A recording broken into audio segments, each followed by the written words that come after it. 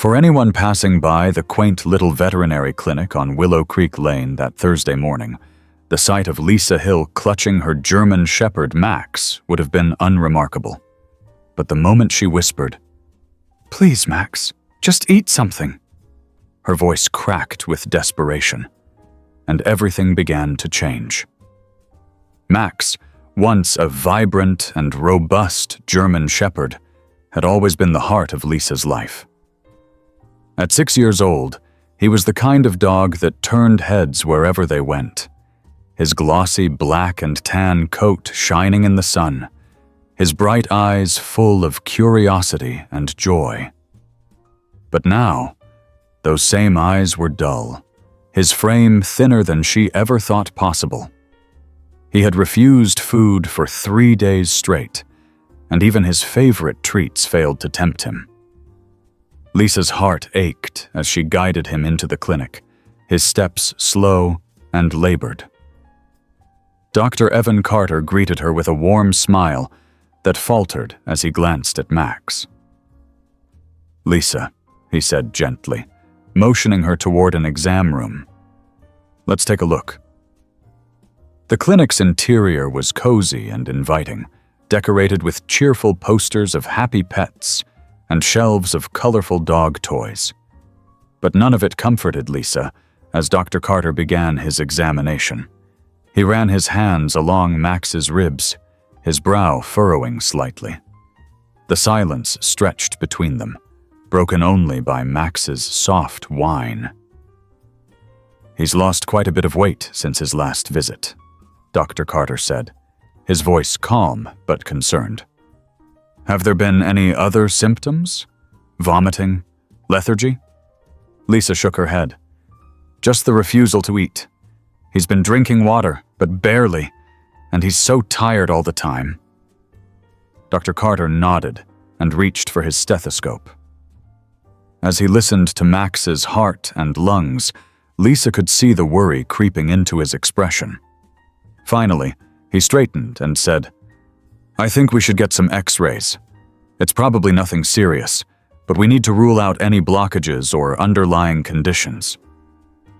Lisa swallowed hard, her mind racing. She had always trusted Dr. Carter. He had cared for Max since he was a rambunctious puppy. But the thought of something serious being wrong with her beloved dog was too much to bear. She nodded, her voice barely above a whisper. "Okay." As the clinic staff prepared Max for the X-rays, Lisa sat in the waiting area, her hands gripping her knees. She replayed the past few days in her mind, searching for any clue she might have missed. Max had always been so full of life, bounding through the park, chasing squirrels and greeting every stranger with a wagging tail. What could have caused this sudden change? After what felt like an eternity, Dr. Carter returned, holding a large envelope containing the X-rays. His face was unreadable as he gestured for Lisa to follow him back to the exam room. Once inside, he carefully pinned the X-rays to the light box on the wall and flicked the switch. The images illuminated, revealing the familiar shape of Max's skeleton. At first, Lisa saw nothing unusual, but Dr. Carter's hand hovered over a spot near Max's stomach. "Lisa," he began, his voice trembling slightly, "I think you need to see this." Her eyes followed his finger, and there it was, a faint, shadowy outline that didn't belong.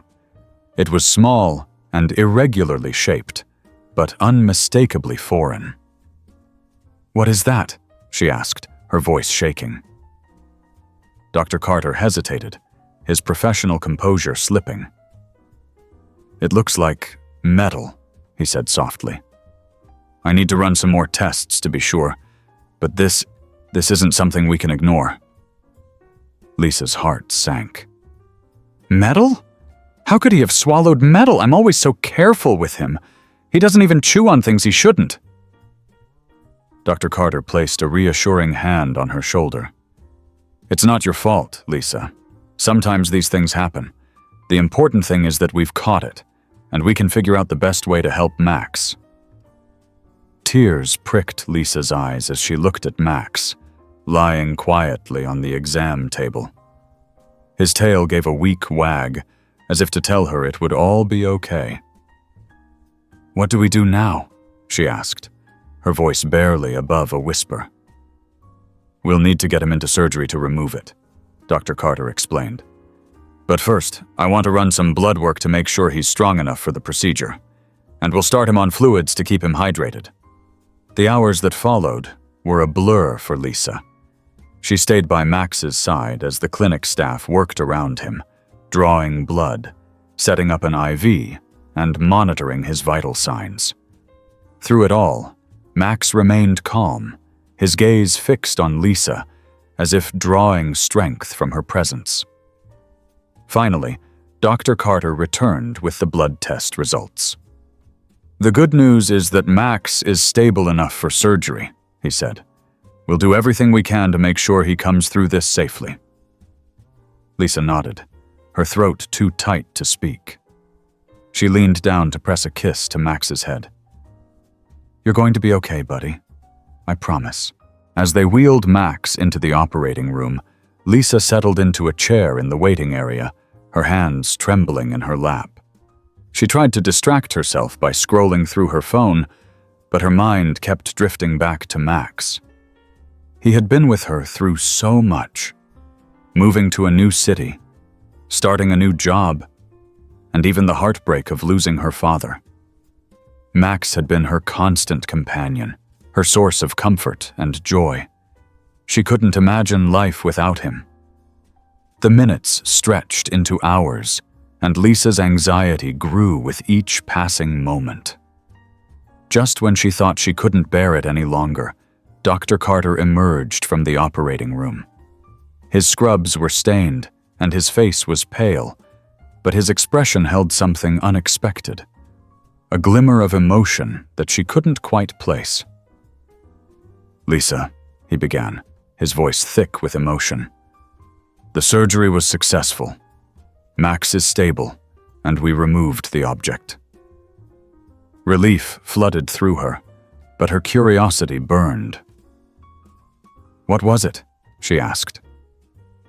Dr. Carter held up a small, sealed bag containing the foreign object.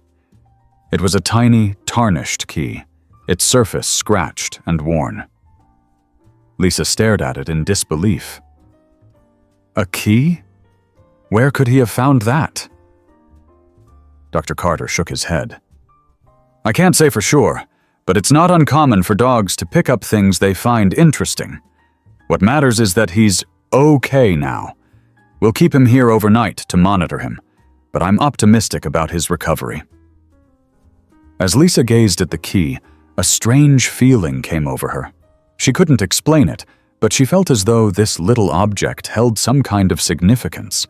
She resolved to investigate once Max was home and safe. For now, though, she was content to sit by his side, her hand resting gently on his paw. Max's eyes fluttered open, and he gave her a tired but loving look.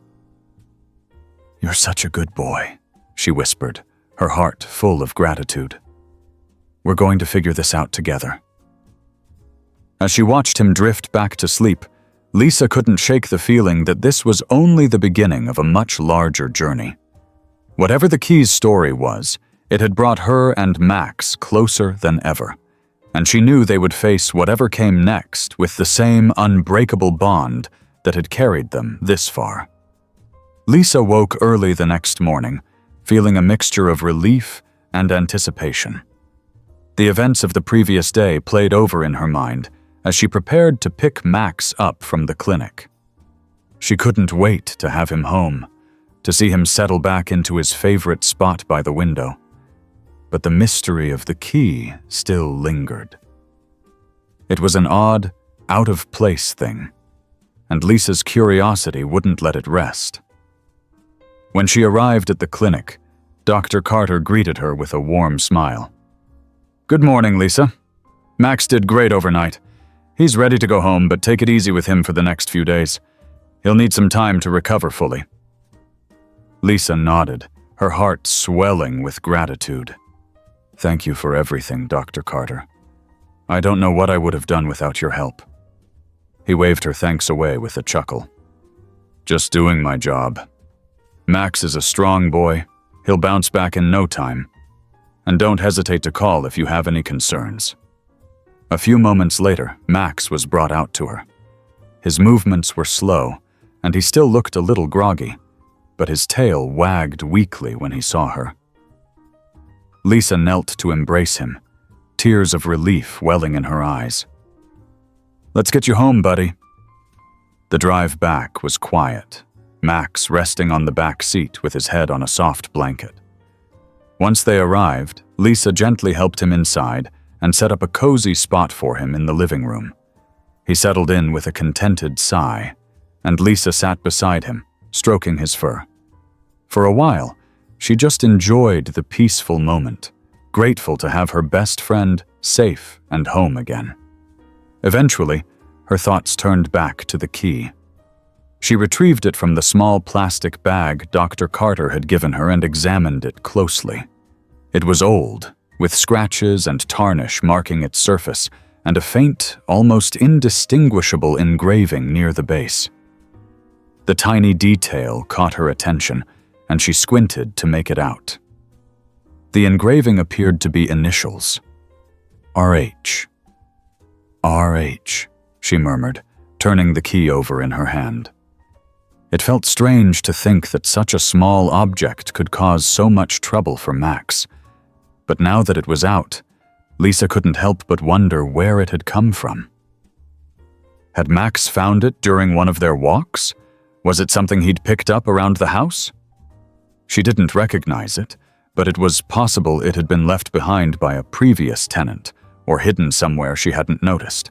Determined to find answers, Lisa spent the next few hours carefully retracing their steps from the past few days.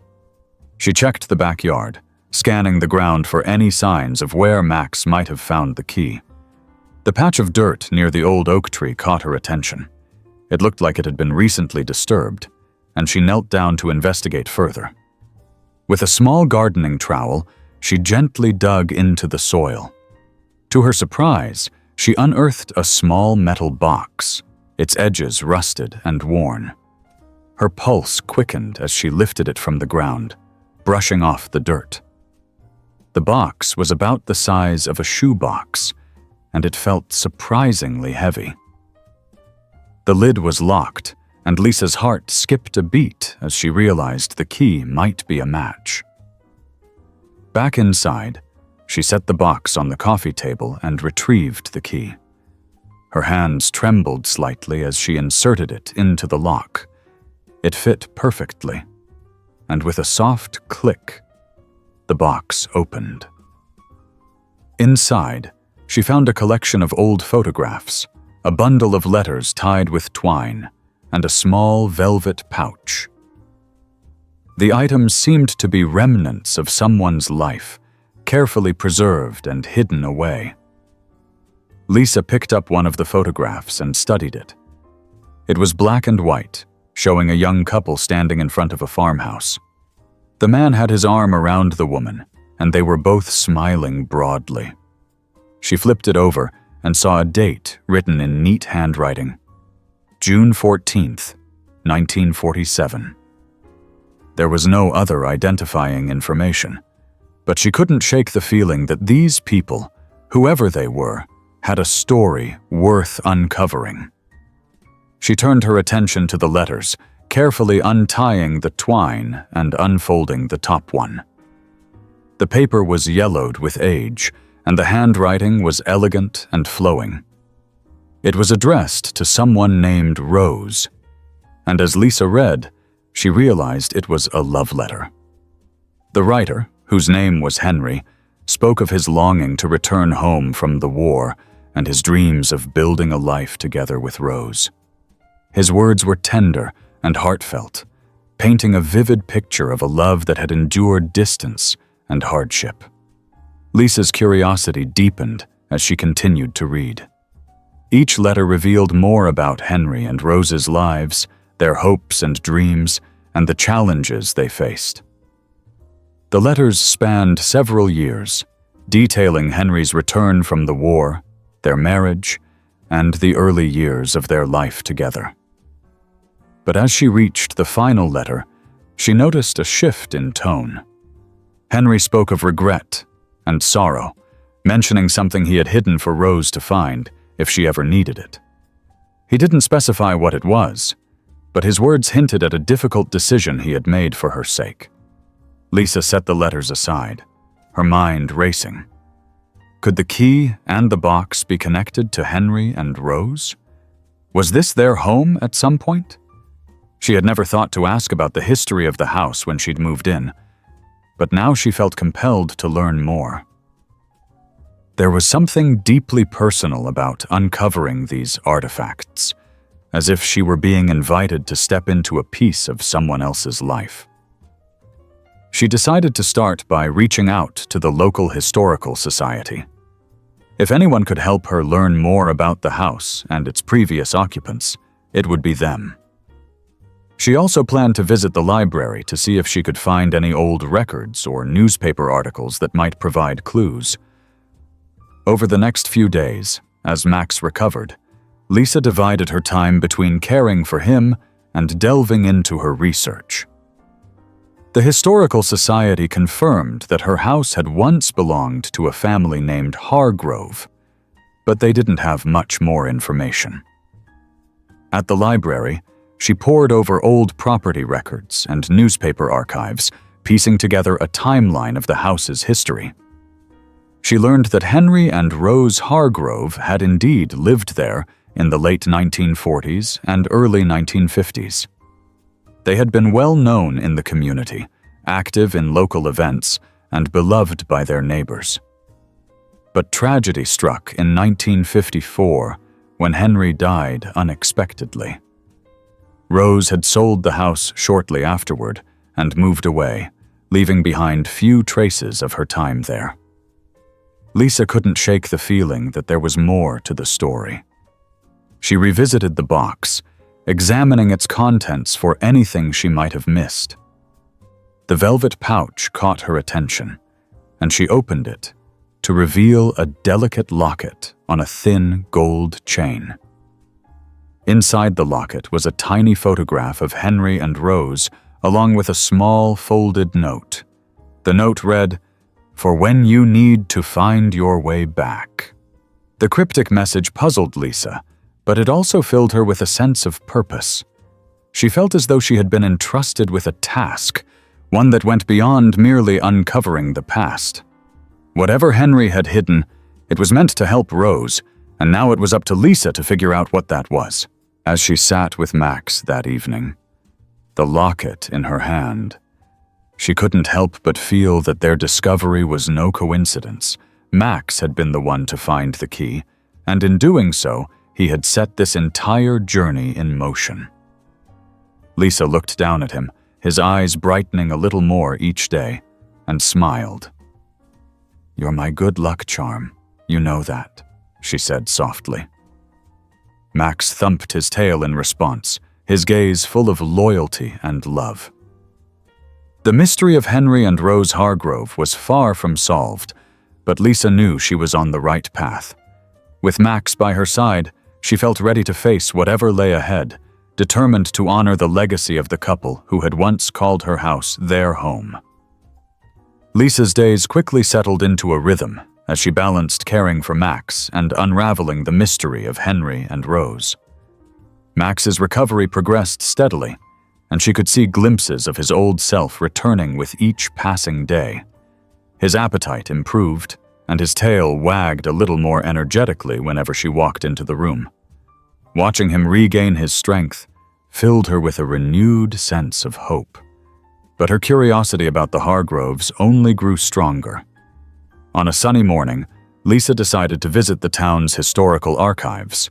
She had already gleaned basic information from the local historical society, but she hoped the archives might hold more detailed records about the Hargrove family. The building, a modest structure nestled between the library and the post office, had a charmingly vintage feel that immediately put her at ease. Inside, Lisa was greeted by a kind-faced woman named Martha, who introduced herself as the town archivist. "What can I help you with today?" Martha asked, adjusting her glasses and giving Lisa a warm smile.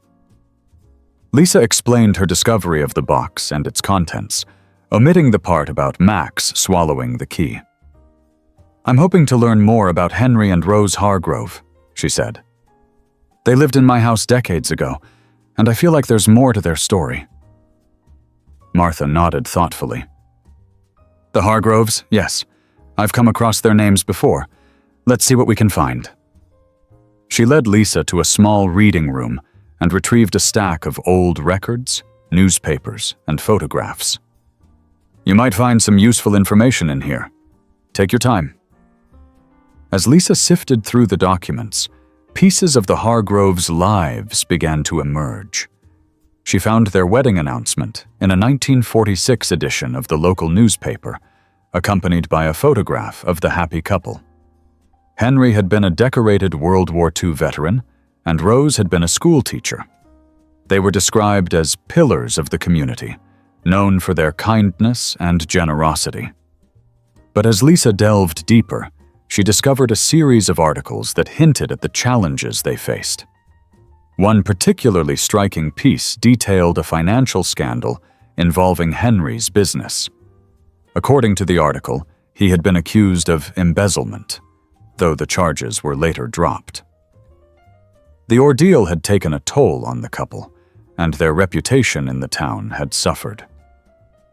Lisa couldn't help but wonder if the scandal had anything to do with the hidden box and its contents. She thought back to the letters and Henry's cryptic message about finding their way back. Was it possible that he had hidden something valuable to protect Rose from the fallout? The final document Lisa uncovered was a brief obituary for Henry, dated 1954. It mentioned his sudden passing, but provided no details about the cause of death. Rose's name was listed as his surviving spouse, but there was no mention of where she had gone after selling the house. Lisa left the archives with more questions than answers. On the drive home, she couldn't shake the feeling that she was missing a crucial piece of the puzzle. Max greeted her at the door with a happy bark, and she felt a rush of comfort as she knelt to hug him. "We're getting closer, buddy," she murmured. "I just know it." That evening, Lisa decided to revisit the letters, hoping they might offer some additional clues. As she read through them again, she paid closer attention to the details Henry had included about his life and their home. One letter, in particular, caught her attention. Henry described a safe place he had created in the house, a spot where he could keep important items secure. He didn't elaborate, but Lisa felt a surge of excitement. If the box wasn't the only thing he had hidden, there could be more waiting to be discovered. Armed with this new insight, Lisa began a thorough search of the house. She examined every nook and cranny, from the attic to the basement, looking for anything that seemed out of place. The process was painstaking, but she refused to give up. Max followed her around, his curiosity piqued by her activity. After hours of searching, Lisa's efforts finally paid off. In a small, hidden compartment beneath a loose floorboard in the study, she found a second box. This one was smaller and simpler than the first, but her heart raced as she carefully opened it. Inside, she found a stack of legal documents, a few more photographs, and a small journal. The documents confirmed Lisa's suspicions. They detailed the financial scandal Henry had been embroiled in, but they also revealed something unexpected. Henry had taken the blame for someone else's actions to protect a friend and colleague. The journal, written in Henry's hand, provided a detailed account of the events leading up to the scandal. It was clear that he had wrestled with his decision, but ultimately felt it was the right thing to do. Lisa was deeply moved by Henry's story. His actions had been selfless, but they had come at a great personal cost. She couldn't help but admire his courage and integrity. even as she felt a pang of sadness for the hardships he and Rose had endured. As she continued to read the journal, she found a passage that seemed to speak directly to her. Henry wrote about his hope that whoever found his writings would understand the choices he had made and the love that had guided him. He expressed his belief in the power of compassion and the importance of doing what was right, even when it was difficult. Lisa felt a deep connection to Henry and Rose, as if their lives had somehow become intertwined with her own. She decided to honor their memory by sharing their story with the community. With the help of Martha at the Historical Society, she organized a small exhibition featuring the photographs, letters, and documents she had uncovered. The event was a touching tribute to the Hargroves and a celebration of the enduring impact of their love and kindness. Max accompanied Lisa to the exhibition, his presence drawing smiles and admiration from everyone in attendance. As Lisa spoke about the Hargroves and the journey that had led her to uncover their story, she felt a sense of fulfillment and purpose she hadn't experienced in years. The evening ended with a round of applause and heartfelt thanks from the attendees. As Lisa and Max walked home under the stars, she felt a profound sense of gratitude. She had set out to solve a mystery, but along the way, she had discovered something far more valuable. A reminder of the strength of the human spirit and the connections that bind us across time. The weeks following the exhibition were a whirlwind of activity for Lisa. The story of Henry and Rose had struck a chord with the community, and the small exhibition at the Historical Society had sparked a flood of interest. Local newspapers picked up the story, and Lisa found herself fielding calls and messages from people who wanted to know more about the Hargroves. Some even shared their own memories and anecdotes, small fragments that helped to fill in the gaps of the couple's history. Despite the attention, Lisa's focus remained on uncovering the full story. The documents and letters she had found had answered many questions, but they had also raised new ones. Most pressing was the question of what had happened to Rose after Henry's death. The records she had uncovered so far provided no clues, and Lisa couldn't shake the feeling that there was more to the story. One rainy afternoon, Lisa decided to revisit the attic, a place she had only briefly explored when she first moved into the house. It was a cramped and dusty space, filled with old boxes and forgotten belongings left behind by previous occupants. Max followed her up the narrow staircase, his nose twitching with curiosity as he sniffed at the musty air. Lisa spent hours sorting through the clutter, opening box after box in search of anything that might provide a clue about Rose. Most of the items she found were unrelated. Old clothes, broken furniture, and stacks of yellowed newspapers. But just as she was about to give up, she came across a small wooden chest tucked away in a corner. It was covered in dust, and the metal latch was slightly rusted, but it opened easily when she lifted it. Inside, Lisa found a collection of personal items that seemed to belong to Rose. There were photographs, letters, and a few small keepsakes, including a delicate porcelain figurine of a dancer. The items painted a picture of a woman who had been full of life and passion, but they also hinted at the struggles she had faced. Among the letters, Lisa found one that stood out. It was dated several years after Henry's death and addressed to someone named Eleanor. The letter was brief, but poignant.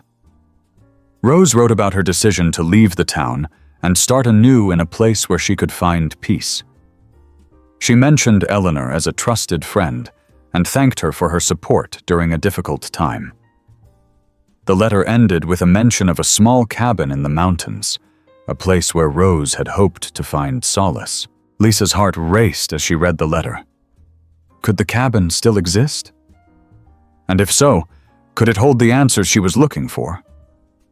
Determined to find out, she decided to track down the location.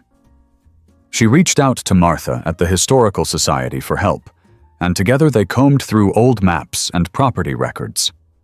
After several days of searching, they found a record of a cabin that matched the description in Rose's letter. It was located in a remote area about 2 hours' drive from town. On a crisp Saturday morning, Lisa and Max set out for the mountains. The drive was scenic, with winding roads that offered breathtaking views of the forested hills and valleys.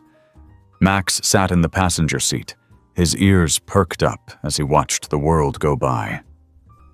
Lisa felt a mix of excitement and nervousness as they approached their destination.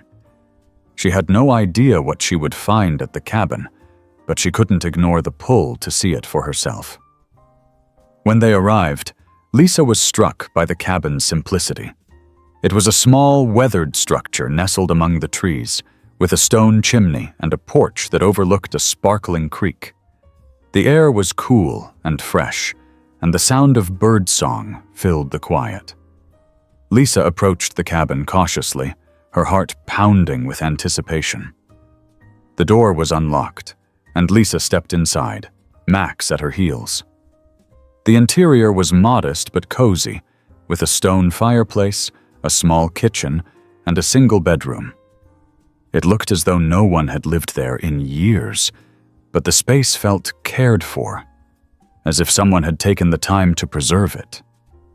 On a small table near the fireplace, Lisa found a stack of papers and a framed photograph of Rose. The papers turned out to be journal entries written by Rose during her time at the cabin.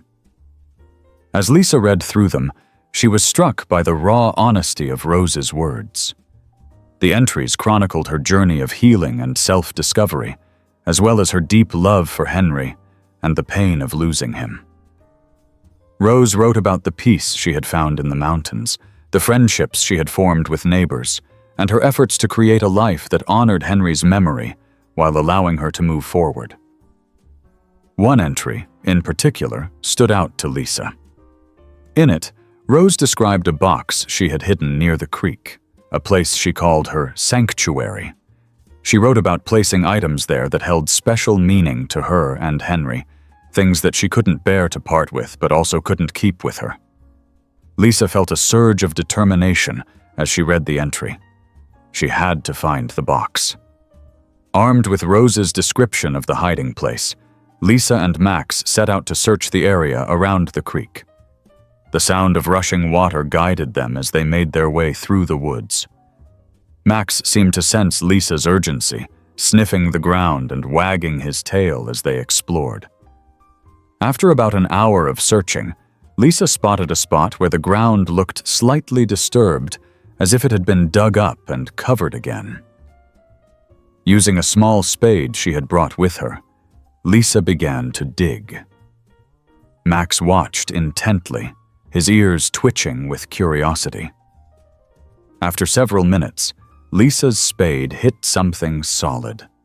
Her breath caught as she uncovered a small metal box, similar in size to the one she had found in the house. Lisa carefully lifted the box from the ground and opened it. Inside, she found a collection of items that brought tears to her eyes. A pressed flower, a locket with a picture of Henry and Rose, a small notebook filled with sketches, and a letter addressed to the Finder. Lisa unfolded the letter, her hands trembling. The letter was written in Rose's elegant handwriting. She described the box as a time capsule of sorts, a way to preserve the love and memories she shared with Henry. She expressed her hope that whoever found it would understand the importance of cherishing the people they love and finding strength in the face of loss. The letter ended with a message of gratitude and a wish for happiness to whoever discovered her sanctuary. Lisa felt a deep sense of connection to Rose as she read the letter. She had set out to uncover a mystery, but what she had found was something far more meaningful, a testament to the resilience of the human spirit and the enduring power of love. As she held the items in her hands, she felt a sense of peace and closure, as if Rose and Henry's story had come full circle. As Lisa and Max made their way back to the cabin, the sun began to set, casting a warm glow over the landscape. Lisa felt a renewed sense of purpose, knowing that she had been entrusted with preserving the legacy of two remarkable people. She resolved to share their story with others, not just as a piece of history, but as a reminder of the importance of love, kindness, and the connections that bind us all. The weeks that followed Lisa's discovery at the cabin were a whirlwind of reflection and activity. Returning home with the contents of Rose's hidden box felt like carrying a precious treasure, not just for its sentimental value, but for the profound insight it provided into the lives of two remarkable people. Lisa couldn't shake the feeling that Rose and Henry's story deserved to be shared more broadly, and she set about finding the best way to honor their memory. Max had taken to lounging by the fireplace, seemingly sensing the significance of everything that was unfolding. His recovery was nearly complete, and his energy had returned to its former vibrant levels. Whenever Lisa sat down to sift through the items she'd collected, Max would curl up nearby, his steady presence providing her with comfort and encouragement. One crisp morning, Lisa decided to reach out to Eleanor, the friend Rose had mentioned in her letter. Lisa had come across Eleanor's name again while reviewing some of Rose's journal entries, and with the help of Martha from the Historical Society, she was able to locate Eleanor's granddaughter, Emily, who now lived in a neighboring town. Lisa hesitated briefly before making the call, unsure of how to explain her unusual quest. But Emily's warm and curious response immediately put her at ease. "I remember my grandmother talking about Rose Hargrove," Emily said. "She always described her as a lovely, graceful woman who had been through so much. I'd love to hear more about what you found." They agreed to meet the following weekend, and Lisa spent the intervening days organizing her thoughts and gathering the items she wanted to share. When the day arrived, she packed everything carefully into a small suitcase and made the short drive to Emily's home. Emily greeted Lisa warmly and invited her into the cozy living room, where they sat by a large window overlooking a garden bursting with fall colors. Emily brought out a box of photographs and letters that had belonged to her grandmother, and together they began piecing together the fragments of Rose's life. "My grandmother used to say that Rose had a quiet strength about her," Emily shared, holding up an old photograph of the two women standing together. "She rarely spoke about the difficult times, but you could tell she carried a lot in her heart. I think the mountains were her sanctuary." As Lisa recounted the discoveries she had made, the letters, the journal, the hidden box by the creek, Emily listened intently, her eyes occasionally misting with emotion. When Lisa revealed the letter Rose had written to the Finder, Emily's expression softened into a thoughtful smile. "She always had a way with words," Emily said. "It's amazing to think that she left this behind, knowing someone might one day uncover it." They spent hours poring over the documents, sharing stories and reflections. Emily's contributions helped to fill in many of the gaps in Rose's story, providing a fuller picture of her life after Henry's passing. Lisa learned that Rose had become a mentor to younger women in the community, sharing her wisdom and offering guidance to those facing their own struggles. She had also taken up painting, a passion that Emily's grandmother had encouraged. By the time Lisa left Emily's home that evening, she felt a renewed sense of purpose. The pieces of the puzzle were coming together, and she was determined to create something lasting from the Hargroves' story. On the drive home, ideas began to take shape in her mind. Perhaps a book or a documentary could capture the essence of their journey and share it with a wider audience. Over the next several weeks, Lisa threw herself into the project. She reached out to local historians, community members, and even a few distant relatives of the Hargroves who had heard about her efforts through the Historical Society. Each conversation brought new insights and anecdotes, painting an even richer portrait of Henry and Rose's lives. Lisa also began writing, crafting a narrative that wove together the letters, journal entries, and her own reflections. She spent late nights at her desk, Max curled up at her feet, as she worked to capture the essence of the Hargroves' love story and the resilience they had shown in the face of adversity. The process was both challenging and deeply rewarding, and Lisa often found herself moved to tears as she wrote. One evening, as she was reviewing a draft of the manuscript, Lisa received an unexpected email from a journalist who had heard about her project through the local newspaper. The journalist, a woman named Karen, expressed interest in featuring Lisa's work in a regional magazine. She suggested conducting an interview and possibly arranging a photo shoot with some of the items Lisa had uncovered. Lisa was hesitant at first, unsure of how much attention she wanted to draw to herself, but Karen's genuine enthusiasm and respect for the story won her over. They arranged to meet at Lisa's home the following week. When Karen arrived, she was immediately struck by the warmth of Lisa's home and the presence of Max, who greeted her with a friendly wag of his tail. The two women quickly fell into an easy conversation, and Lisa found herself sharing not only the details of her discoveries, but also her personal connection to the story. Karen listened intently, jotting down notes and asking thoughtful questions. "It's clear that this has been a labor of love for you," Karen said at one point. "I think readers will be inspired by the way you've brought the past to life." The article that resulted from their conversation was a beautifully written piece that captured the heart of Lisa's journey. When it was published, the response was overwhelming. Lisa received messages from people near and far, many of whom shared their own stories of uncovering family histories or finding strength in unexpected places. The experience reinforced Lisa's belief in the power of storytelling to connect and heal. As winter set in, Lisa began to feel a sense of closure taking shape. She had accomplished more than she ever imagined when she first stumbled upon the Hargroves' story, and she felt confident that she had done justice to their legacy. But she also knew that this was not the end. The lessons she had learned and the connections she had made would continue to shape her life in ways she couldn't yet foresee.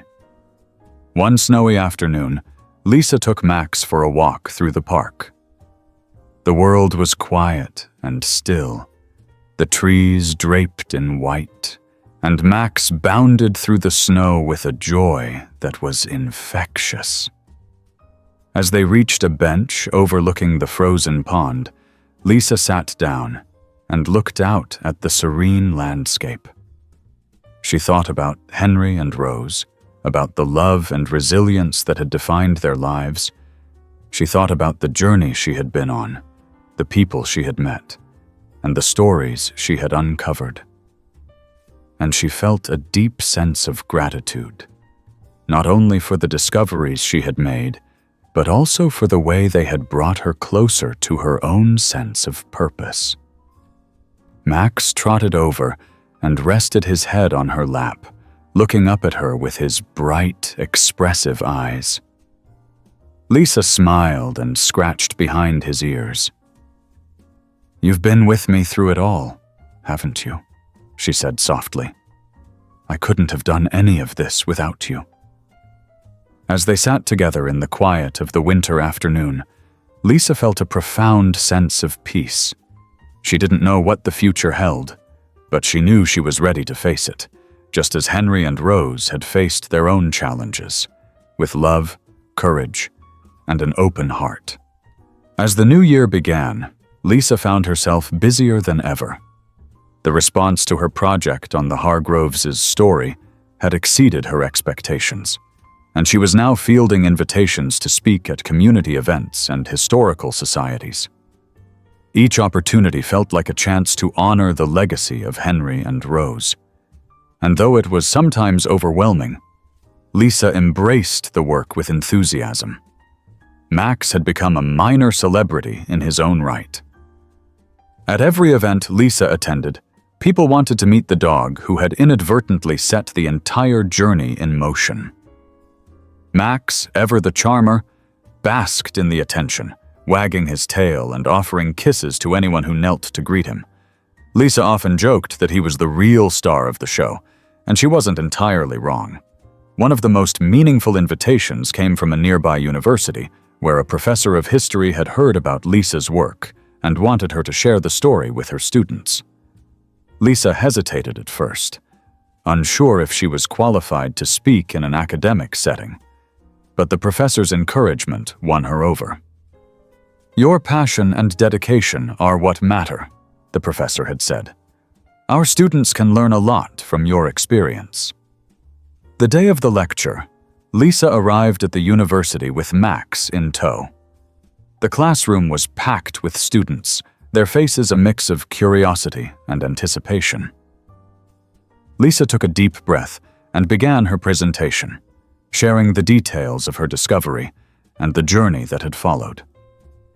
She spoke about the letters, the journal, and the hidden treasures she had unearthed, weaving in the lessons she had learned about resilience, love, and the importance of preserving history.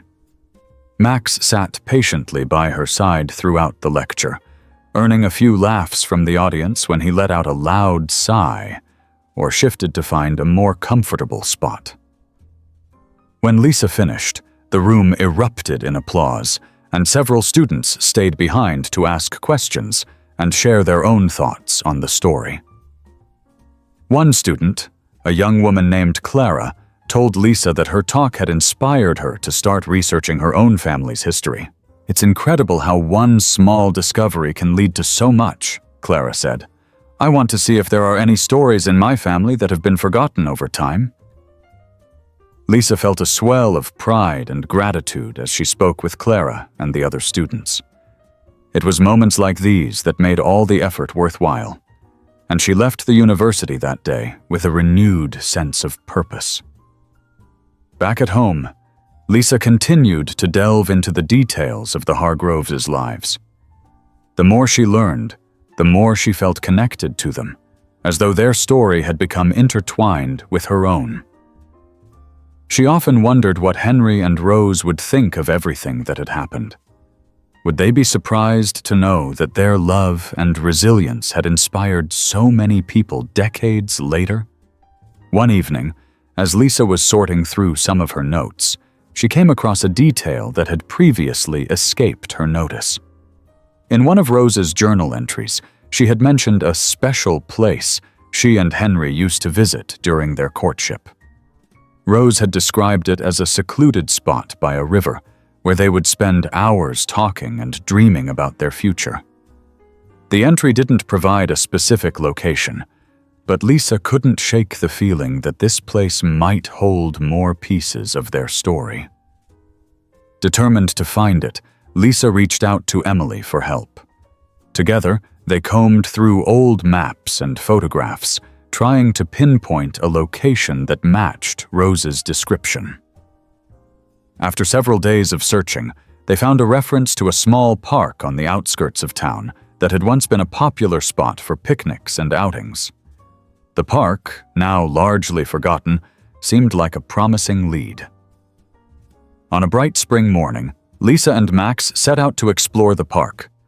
The area was quiet and overgrown, with tall grasses and wildflowers swaying in the breeze. As they followed a narrow trail that wound through the trees, Lisa felt a sense of anticipation building within her. She had no idea what, if anything, she might find, but the journey itself felt significant. After about half an hour of walking, they came to a clearing by the river. The scene matched Rose's description perfectly.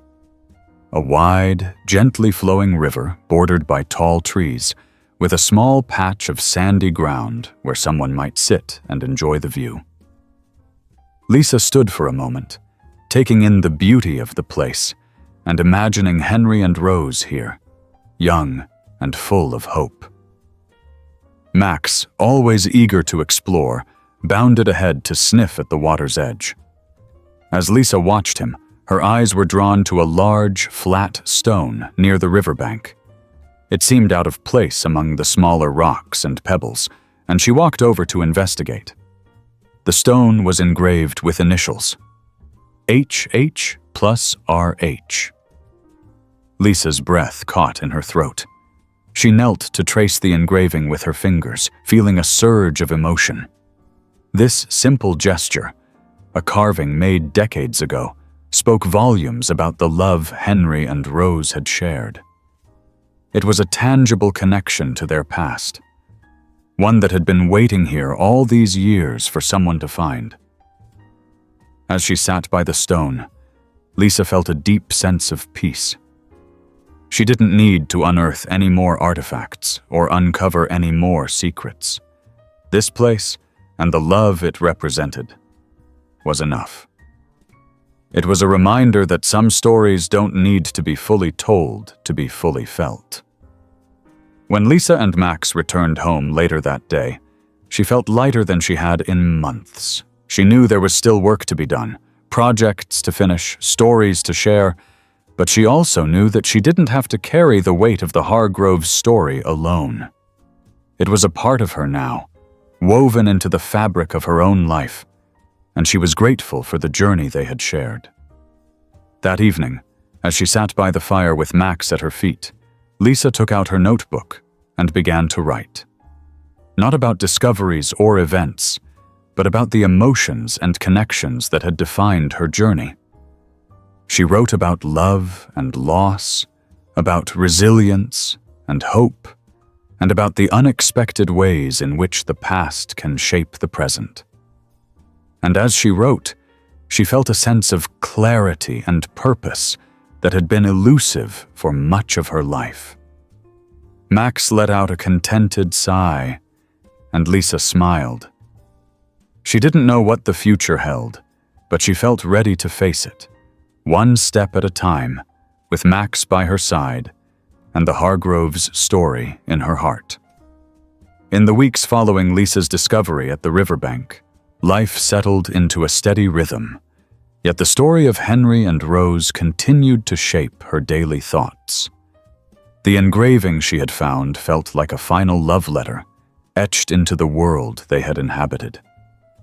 But while Lisa felt a certain peace, she also knew there was more she wanted to do, more stories to uncover, connections to explore, and people to reach. Word of Lisa's project had continued to spread. She began receiving emails and letters from people across the country, many of whom had read about her efforts in the regional magazine or heard her speak at local events. Some shared their own family histories, while others simply wanted to express how much Henry and Rose's story had moved them. It was humbling, and Lisa often spent her evenings responding to these messages, finding comfort in the shared humanity of their stories. One day, Lisa received an email that immediately caught her attention. It was from a man named Thomas Hargrove, who introduced himself as a distant relative of Henry. He explained that he had only recently learned of Lisa's project and wanted to offer his gratitude for the care she had taken in preserving his family's legacy. "My grandfather used to talk about Henry," Thomas wrote. "He always said he was the kind of man who would give you the shirt off his back. I've been doing some research into our family history myself, and I'd love to compare notes if you're interested." Lisa was thrilled. While she had uncovered much about Henry and Rose's lives, she still had questions about their extended family and the circumstances that had shaped them. She and Thomas arranged a video call, and Lisa immediately felt a connection with him.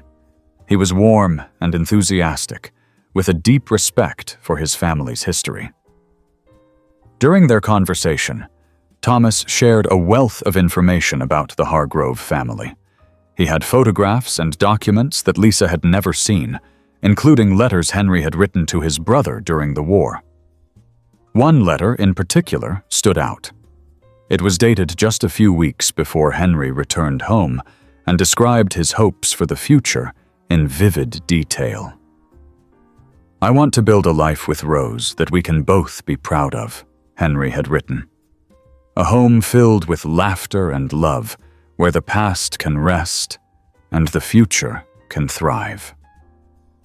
The letter brought tears to Lisa's eyes. It was a testament to Henry's character and the depth of his love for Rose.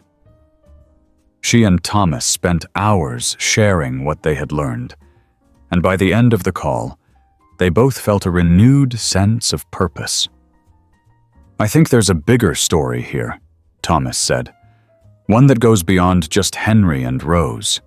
It's about family, resilience, and the way the past shapes who we are.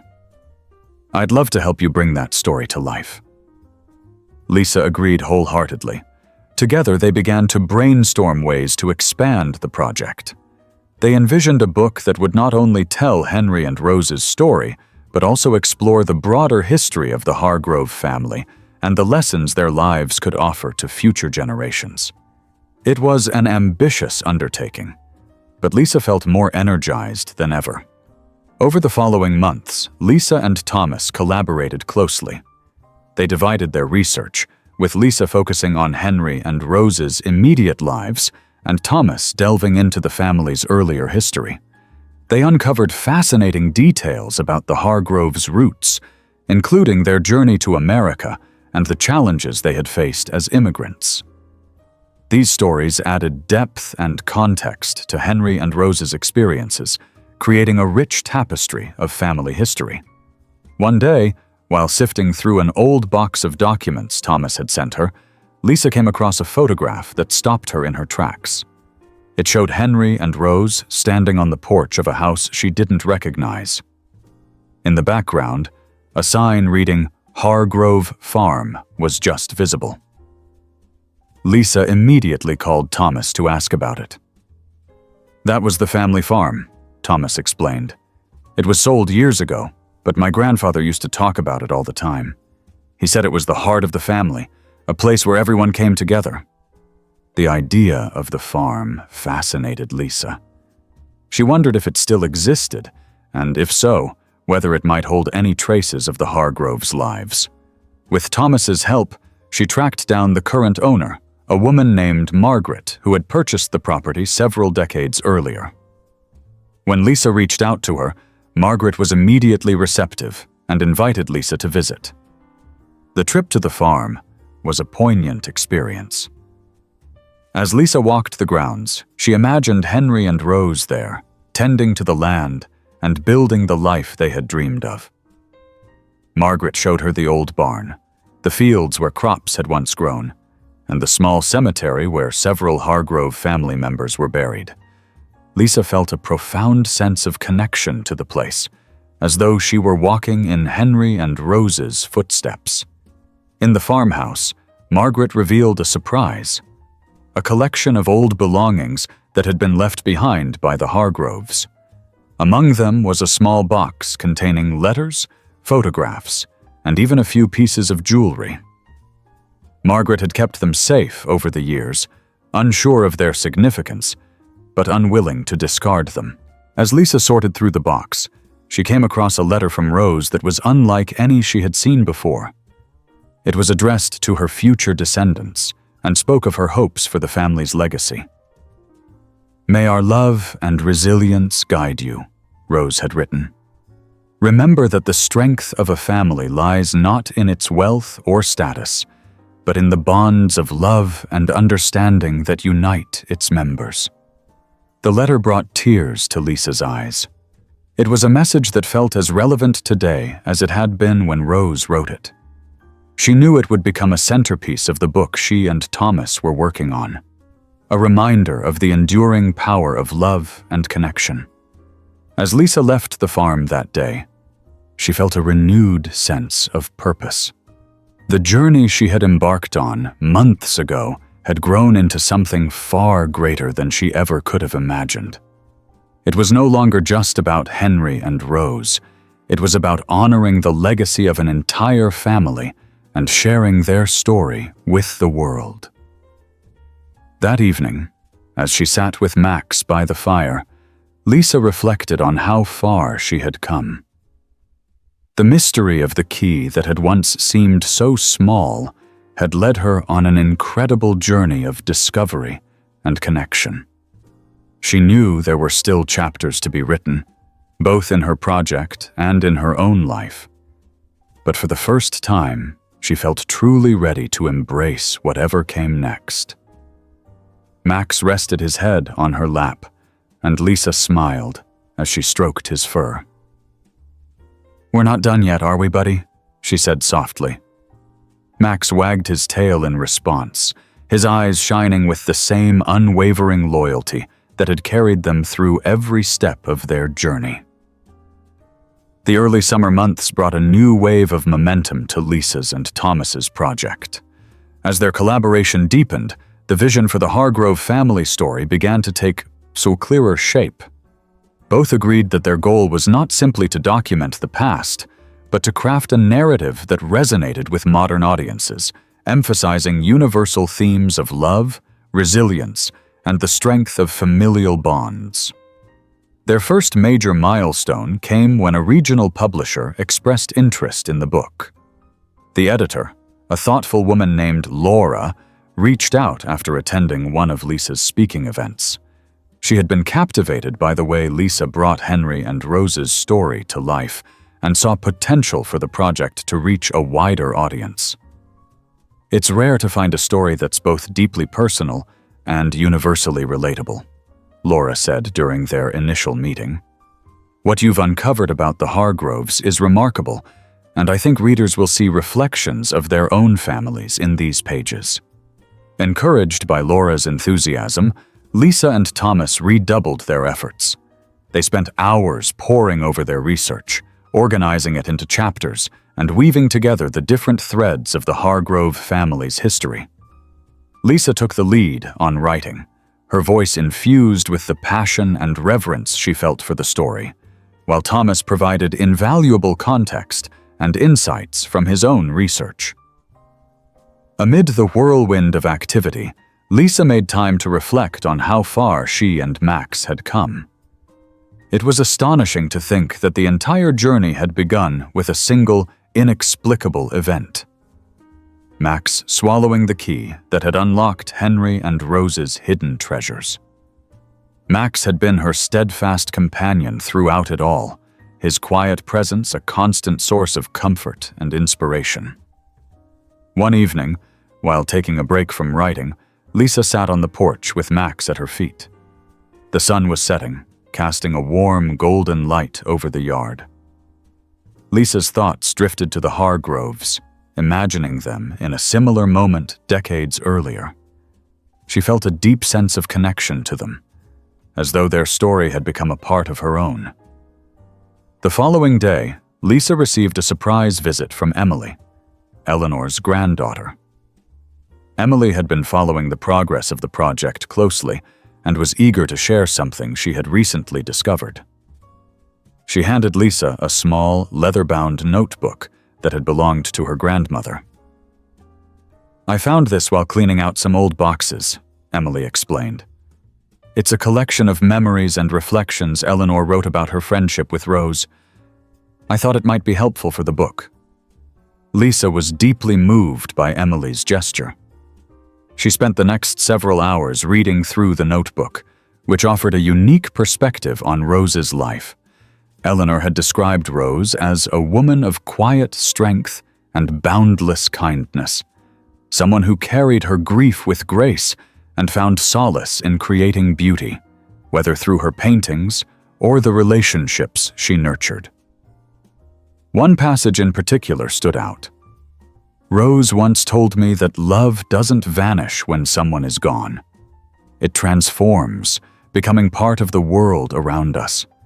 I see Henry in the way she tends her garden, in the colors she chooses for her paintings, and in the way she speaks about the future. Their love is a living thing, woven into everything she does." Lisa knew this passage would be a cornerstone of the book. It encapsulated the essence of what she hoped to convey: that love, even in the face of loss, had the power to endure and transform. As the manuscript neared completion, Lisa and Thomas began thinking about how to share the Hargroves story beyond the book. They decided to create a companion website where readers could explore additional materials such as photographs, letters, and maps. The website would also include a forum for people to share their own family stories, creating a space for connection and reflection. The website launch was a resounding success. Within days, messages began pouring in from people who had been inspired by the Hargroves' story to delve into their own family histories. Some shared touching anecdotes, while others expressed gratitude for the reminder of the importance of love and resilience. Lisa was particularly moved by a message from a woman named Carla, who wrote about discovering a treasure trove of letters her grandparents had exchanged during World War II. "Your project gave me the courage to open that old trunk in our attic," Carla wrote. "Reading their letters has been an emotional journey, but it's brought me closer to them in a way I never expected. Thank you for showing me the value of preserving these stories." For Lisa, messages like Carla's were a testament to the impact of her work. The Hargroves' story had become more than a historical account. It was a catalyst for others to reconnect with their own pasts and find meaning in the stories of those who came before them. Amid the flurry of activity, Lisa and Max continued their daily walks through the park. These moments of quiet reflection were a grounding force, reminding Lisa of the simple joys that had first drawn her to the project. One day, as they walked along a familiar path, Max suddenly stopped and sniffed the air. He trotted off the trail and toward a cluster of trees, his tail wagging with excitement. Curious, Lisa followed him and discovered a small weathered bench nestled among the trees. It was adorned with an engraved plaque that read, "In memory of Rose Hargrove, a woman of grace, resilience, and boundless love."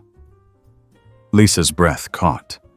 She hadn't known about the bench, but it felt like a gift, a tangible connection to Rose's legacy. She sat down and ran her fingers over the plaque, feeling a surge of gratitude for the journey that had brought her here. As Lisa sat on the bench, Max lying contentedly at her feet, she thought about the path ahead. The book was nearly finished, and the website had taken on a life of its own. But she knew there was still more to discover, more stories to tell, and more lives to touch. The Hargroves' story had opened a door to something much larger than she had ever imagined, and she felt ready to embrace whatever came next. Max looked up at her with his soulful eyes, and Lisa smiled. "Let's see where this takes us, buddy," she said softly. And with that, they stood and continued down the path, the future stretching out before them like an unwritten chapter, full of promise and possibility. As summer stretched on, Lisa and Thomas finalized the last chapters of their book. The process had been both exhausting and exhilarating, with countless late-night discussions and revisions. But now, holding the finished manuscript in her hands, Lisa felt a profound sense of accomplishment.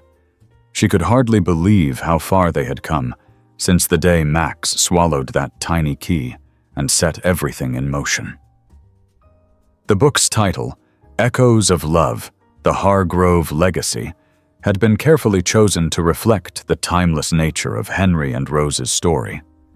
It wasn't just about their lives, but also about the ripple effects their love and resilience had created, inspiring generations and now readers from all walks of life.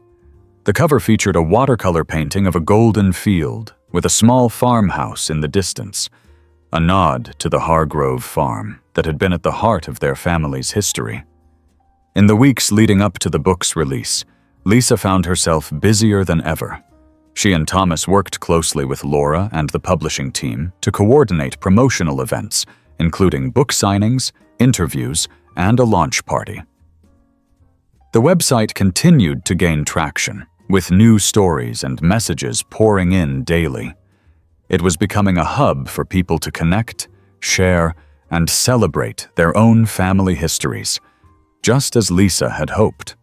One afternoon, Lisa received an unexpected phone call from a producer at a popular morning television show. The producer had heard about the book and wanted to feature Lisa and Thomas in an upcoming segment. Though nervous about the prospect of appearing on national television, Lisa knew it was an incredible opportunity to share the Hargroves' story with an even wider audience. The morning of the interview, Lisa arrived at the studio with Max in tow. The producer had insisted that Max be included, recognizing how central he had been to the story. As they waited backstage, Lisa couldn't help but feel a surge of nerves, but Max's calm presence grounded her. He lay at her feet, wagging his tail lazily whenever someone passed by. The interview went better than Lisa could have hoped. She and Thomas shared anecdotes from their research, highlighting the moments that had moved them the most. Lisa spoke about the first time she read Rose's letters and the discovery of the bench in the park, while Thomas recounted the stories his grandfather had told him about Henry's generosity and courage. Max, true to form, stole the show when he climbed onto Lisa's lap and nuzzled her face, earning a chorus of awes from the audience. The segment sparked a wave of interest in the book, and within days of its release, Echoes of Love became a bestseller in its category. Lisa and Thomas were inundated with messages of support and gratitude from readers who had been touched by the story. Some shared their own tales of love and resilience, while others simply thanked them for bringing the Hargroves' legacy to light. Amid the whirlwind of activity, Lisa made a point to stay connected to the community that had been so instrumental in the project's success. She continued to attend events at the Historical Society and hosted workshops on preserving family history.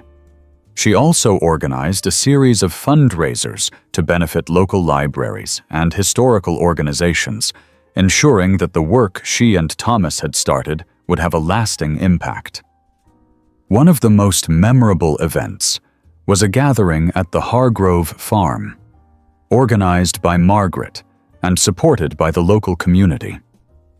The event was part celebration and part commemoration, with proceeds going toward the restoration of the farm's historic structures. Lisa and Thomas were honored guests, and they took the opportunity to unveil a plaque dedicated to Henry and Rose, placed near the family cemetery. The plaque's inscription read, "In honor of Henry and Rose Hargrove, whose love and resilience continue to inspire. May their legacy remind us of the strength found in family and the enduring power of love." As Lisa stood by the plaque, surrounded by the descendants of the Hargroves and members of the community, she felt a profound sense of gratitude. This place, with its rolling fields and weathered barn, was more than just a piece of history. It was a living testament to the values Henry and Rose had embodied. That evening, as the sun set over the farm, Lisa found a quiet moment to reflect. She sat on the porch of the farmhouse, Max curled up at her feet, and watched as fireflies began to dance in the twilight. The journey that had brought her here had been unexpected, challenging, and deeply rewarding. And though the book was finished, Lisa knew that the story of Henry and Rose would continue to shape her life in ways she couldn't yet imagine. A few weeks later, Lisa received another surprise, an invitation to speak at an international conference on storytelling and heritage preservation. The conference, held in Edinburgh, Scotland, was a gathering of historians, writers, and archivists from around the world. The idea of traveling so far from home was daunting, but Lisa couldn't resist the opportunity to share the Hargroves' story on such a global stage. With Max staying behind in the care of a trusted friend, Lisa embarked on the trip, carrying with her a presentation that highlighted the power of personal narratives in preserving history. The conference was a transformative experience, filled with inspiring discussions and connections with like-minded individuals. Lisa's presentation was met with enthusiasm, and she left Edinburgh with a renewed sense of purpose and a host of new ideas for future projects. When Lisa returned home, she was greeted by an exuberant Max, who wagged his tail so vigorously that he nearly knocked over the suitcase she had set down. As she hugged him, Lisa felt a wave of contentment. The journey they had started together was far from over, and she was excited to see where it would lead next. In the months that followed, Lisa began laying the groundwork for her next venture, a nonprofit organization dedicated to helping individuals and communities preserve their histories. Inspired by the success of the website and the stories people had shared, she envisioned a platform that would provide resources, workshops, and support for those seeking to uncover and document their pasts. Thomas, ever the enthusiastic partner, eagerly joined the effort, bringing his research expertise and passion for storytelling to the table. Together, they began reaching out to potential collaborators, including historians, educators, and community leaders. The response was overwhelmingly positive, and Lisa felt a growing sense of excitement as the pieces fell into place. Throughout it all, Max remained Lisa's constant companion, his presence a reminder of how it had all begun. Every time she looked at him, she felt a surge of gratitude for the journey they had shared and the future they were building together. As summer gave way to autumn, Lisa found herself walking through the park one crisp afternoon, Max trotting happily beside her. The bench dedicated to Rose had become a favorite spot, and Lisa often stopped there to reflect and recharge. This time, as she sat and watched the leaves fall around her, she felt a sense of peace and purpose that was stronger than ever. "We've come a long way, haven't we?" she said, scratching Max behind the ears. He looked up at her with his soulful eyes, as if to say, "And we're not done yet." The day began with a gentle drizzle that tapped softly against Lisa's window. She awoke with a sense of anticipation, knowing this was the day she and Max would finally visit the historical archives for a special unveiling ceremony. The archives, in collaboration with her new non-profit, were dedicating a section to personal narratives and family histories, inspired in part by the work she had done with the Hargroves' story. It was an exciting milestone, but Lisa couldn't help feeling bittersweet as she thought about how far she had come since that fateful day. Max swallowed the key. As Lisa prepared for the event, Max followed her every step, his tail wagging as if he sensed the significance of the day. She knelt down to adjust his collar, now adorned with a small engraved tag that read, "Max, the key to the journey." The nameplate had been a gift from Thomas, a reminder of how integral Max had been to every step of their adventure. The archives building was buzzing with energy when Lisa and Max arrived. Guests from the community, local historians, and supporters of Lisa's nonprofit mingled in the grand foyer, which had been decorated with photographs and artifacts representing the stories that would be preserved in the new section. Lisa felt a swell of pride as she saw the Hargroves display prominently featured near the entrance. Thomas greeted Lisa with a wide smile, holding a clipboard that was overflowing with notes. "Can you believe this turnout?" he said. "It's like the entire town came to celebrate." Lisa smiled back, her nerves settling slightly. It's amazing to see how much this means to people.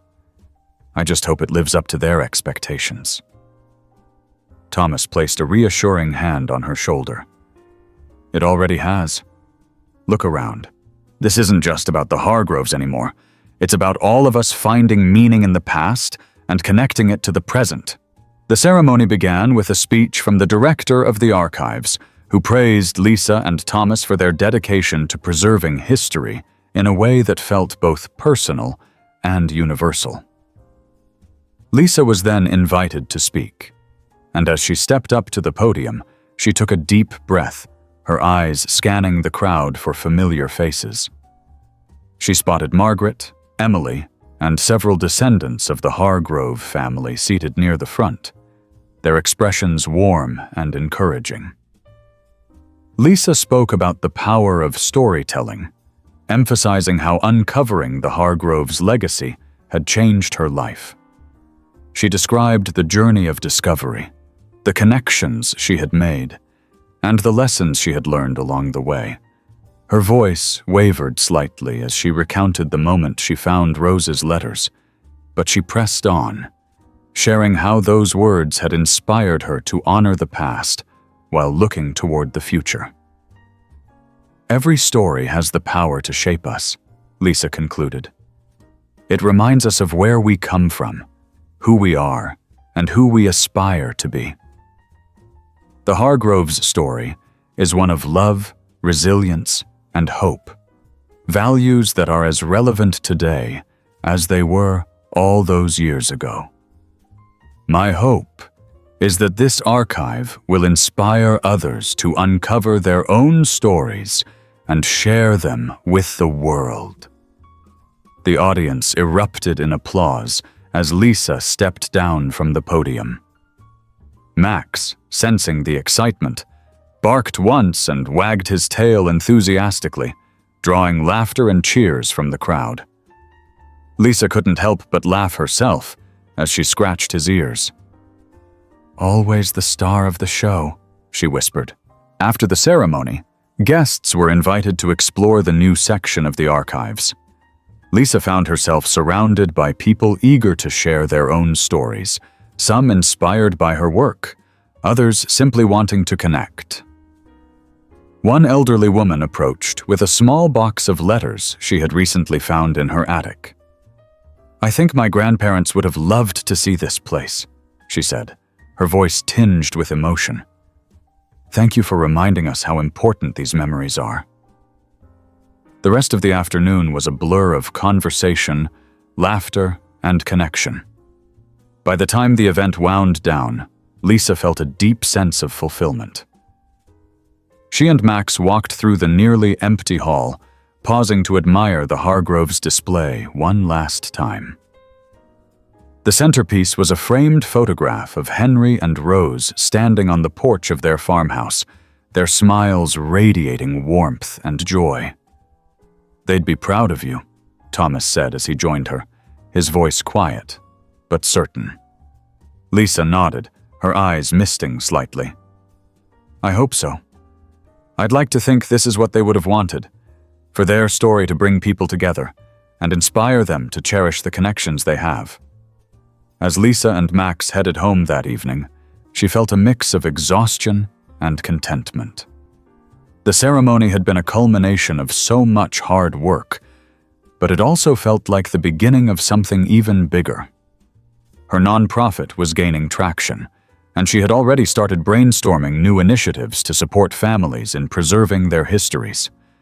That night, Lisa sat by the fireplace, Max at her feet, as always. She opened her notebook and began jotting down ideas for upcoming projects, her mind racing with possibilities. But as the fire crackled and the room grew quieter, she found herself pausing to reflect.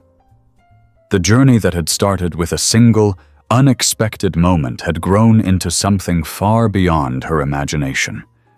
It was a testament to the power of curiosity, determination, and the unbreakable bond she shared with Max. She looked down at him, his eyes closed in peaceful slumber, and smiled.